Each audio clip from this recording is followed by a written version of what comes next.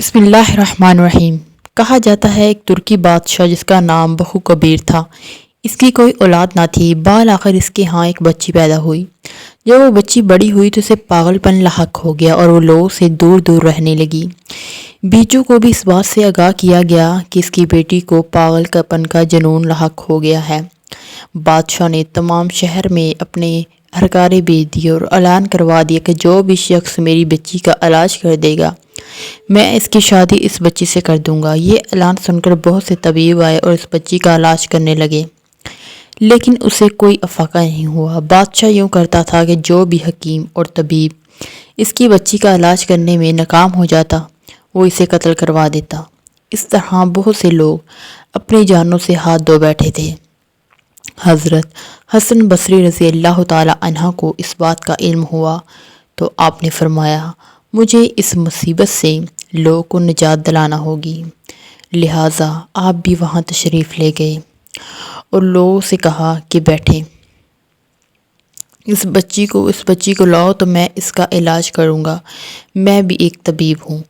اس کے بعد آپ کو بتایا گیا کہ وہ بچی تو عرصہ دراز سے ہوا ہے کہ فلاں جنگل کی طرف چلی گئی ہے، کیونکہ اس کا علاج کسی کے بس کی بات نہیں۔ آپ نے یہ سنا تو اس جنگل کی طرف چل دیے۔ وہاں جا کر آپ نے جنگل کے باہر کھڑے ہو کر بلند آواز سے پڑھا، اعوذ باللہ من الشیطان الرجیم۔ اس کے بعد آپ نے سورۃ بقرہ کی تلاوت شروع کر دی۔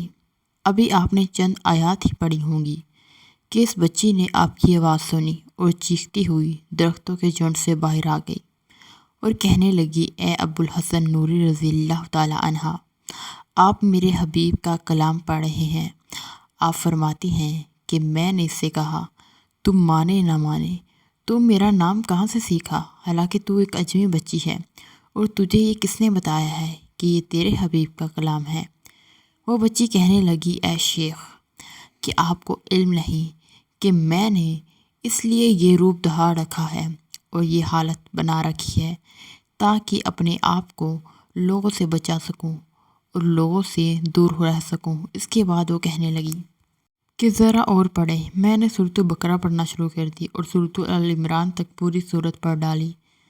اس کے بعد میں نے اس سے کہا کہ بڑی افسوسناک بات ہے کہ تو نے اپنی یہ حالت بنا رکھی ہے۔ کہنے لگی، میری یہ حالت اس وجہ سے ہے کہ میں عورتوں کے درمیان میں نہیں رہی۔ میں نے کہا کہ چلو اپنے والد کے پاس چلو تاکہ وہ میرے ساتھ تیری شادی کر دے۔ اس نے مجھ سے کہا کہ میرے ساتھ شادی کرنے میں آپ کو کیا فائدہ اور سکون حاصل ہوگا، کیونکہ میں کسی کی طرف راغب نہیں ہوں۔ میں نے کہا، جب شادی کے بعد میں تمہارا شوہر بن جاؤں گا تو تمہاری طرف دیکھنا میرے لیے جائز ہوگا، پھر میں تمہیں حج کرنے کے لیے کعبہ شریف لے جاؤں گا۔ وہ کہنے لگی، اے ابو الحسن رضی اللہ تعالی عنہ، یہ کعبہ کیا چیز ہے؟ میں نے کہا، کعبہ شریف مکہ میں ہے اور لوگ وہاں ہر سال حج کرنے کے لیے جاتے ہیں اور اس کا طواف کرتے ہیں۔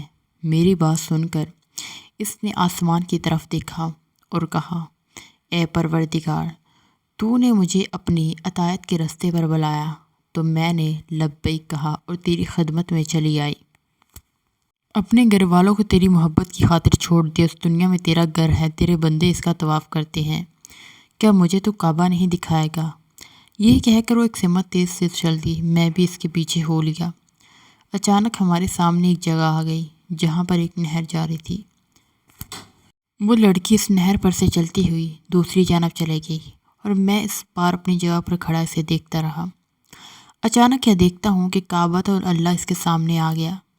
اس نے اس کا طواف کرنا شروع کر دیا اور پھر مجھ سے مخاطب ہو کر کہنے لگی، اے امام مسلمین، ابو الحسن نوری، جو انسان اپنے دل کو اللہ کے لیے خالص کر دیتا ہے اور فقط اس کی رضا کی خاطر اس پر عمل کرتا ہے اور اسے کسی شوہر کی ضرورت ہوتی ہے اور نہ ہی کسی زادِ راہ کی اور نہ ہی کسی سواری کی، جو اسے کعبہ اللہ تک پہنچا دے بلکہ کعبے کو ہی اٹھا کر اس کے سامنے اس کے پاس حاضر کر دیتا ہے، اور جو اس مقام تک نہیں پہنچ سکتا اسے شوہر کی بھی ضرورت پڑتی ہے اور اس کو زادِ راہ کی بھی اور سواری کی بھی۔